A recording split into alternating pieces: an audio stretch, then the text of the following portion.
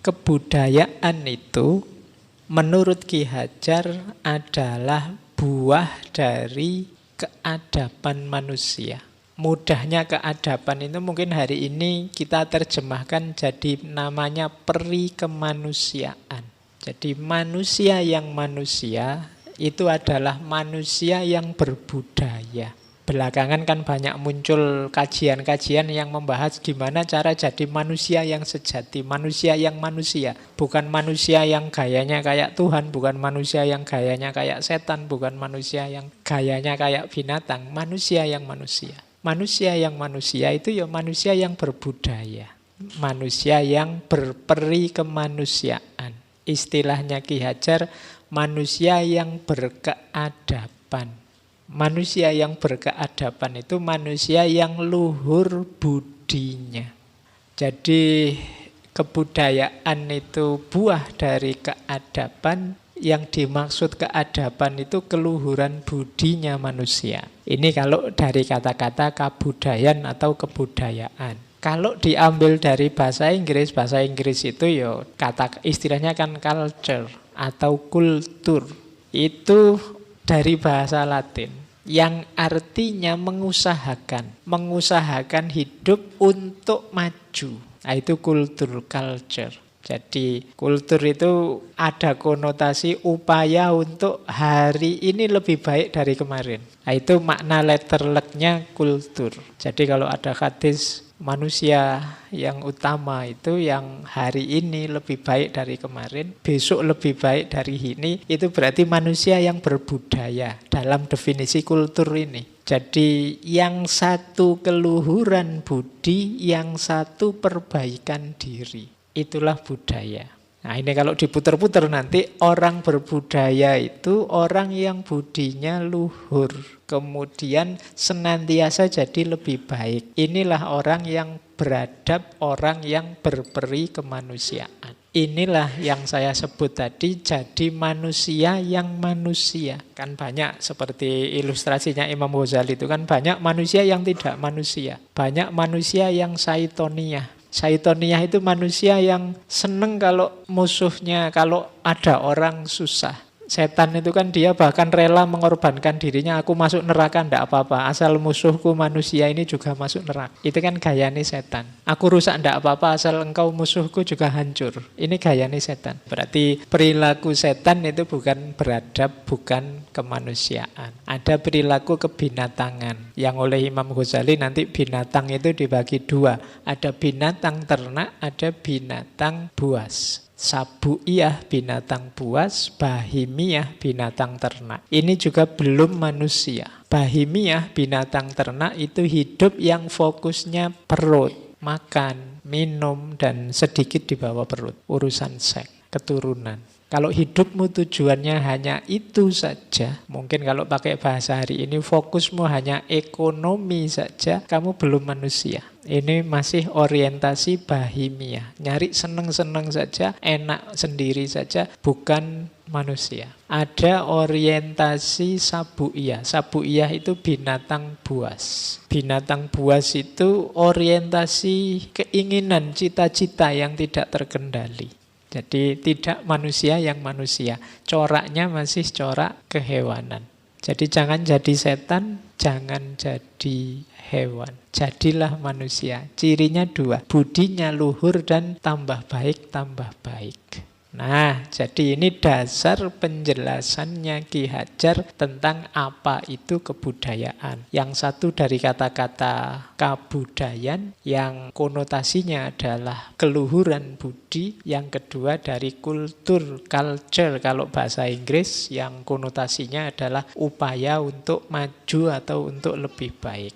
Jadi ini catatan penting. Manusia yang manusia berarti punya semangat untuk lebih baik. Orang punya semangat untuk lebih baik itu berarti dia harus sadar dia belum baik. Orang punya semangat untuk jadi lebih maju itu kan berarti dia harus sadar dia belum maju. Kok ada orang mengklaim dirinya, aku sudah pasti baik, aku sudah pasti benar, aku sudah pasti hebat, aku sudah pasti maju. Itu alamat dia tidak akan lebih baik, tidak akan lebih hebat, tidak akan lebih maju. Wong dia nganggap sudah selesai. Berarti tidak manusia yang manusia. Karena hakikatnya tidak ada manusia yang sempurna. Nah, menurut Ki Hajar, macam-macam kebudayaan. Ini kalau ada yang tanya, Pak Faiz sumbernya mana? Banyak sumber-sumber tulisan tentang Ki Hajar. Kalau teman-teman main ke Taman Siswa sana itu ada beberapa buku, bahkan diterbitkan juga kalau teman-teman mau beli kumpulan-kumpulan tulisannya Ki Hajar. Jadi saya ngambil banyak dari sana. Kalau ada yang tanya sumbernya, ya ini buku-bukunya mudah diakses kalau hari ini. Yang ada di Jogja, yo sekali-sekali mbok main ke sana ndak apa-apa. Ada museum, ada lembaganya dan lain-lain. Nah, macam kebudayaan menurut Ki Hajar ada 3. Yang pertama, kebudayaan itu mengenai hidup kebatinannya manusia. Jadi budaya itu mencerminkan hidup batinnya manusia. Sehingga budaya itu memunculkan tata atau pola kehidupan masyarakat. Dengan adatnya, dengan pemerintahannya, dengan agamanya, dengan etikanya, dengan ilmunya, dan lain sebagainya. Jadi budaya itu tentang kehidupan batinnya manusia.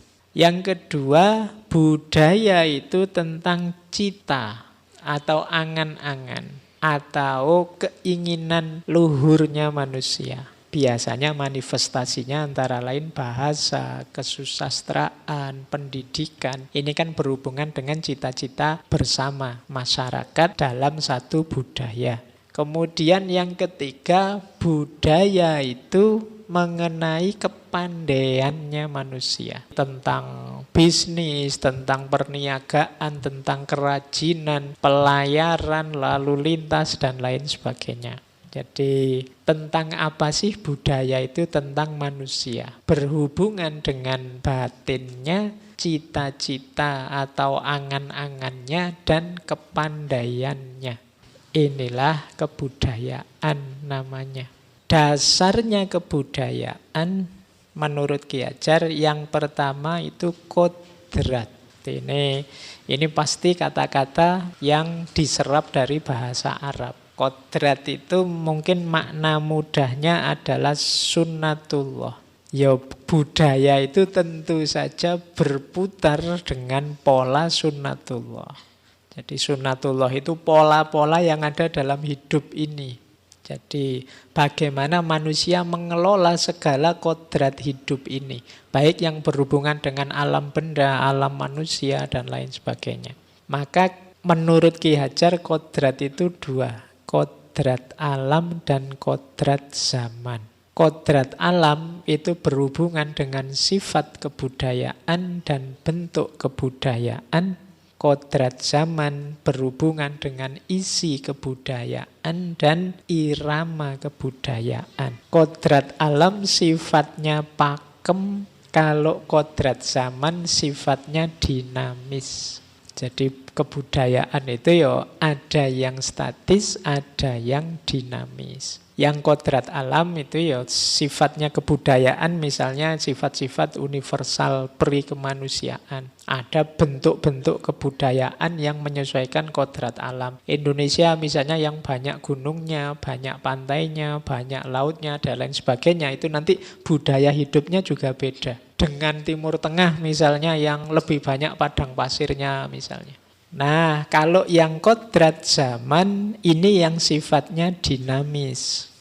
Jadi ada kodrat alam, ada kodrat zaman. Meskipun nanti bagi orang tertentu yang kalau pakai istilahnya Ki Hajar, perubahan itu sesuatu yang mengerikan. Mereka pinginnya memegangi yang lama terus-menerus. Tapi bagi sekelompok yang lain harus berubah, yang lama harus sama sekali ditinggalkan. Ini juga jadi masalah kalau tidak hati-hati. Ini nanti yang dibahas oleh Ki Hajar. Jadi memang budaya itu ada unsur yang tetap, ada unsur yang dinamis.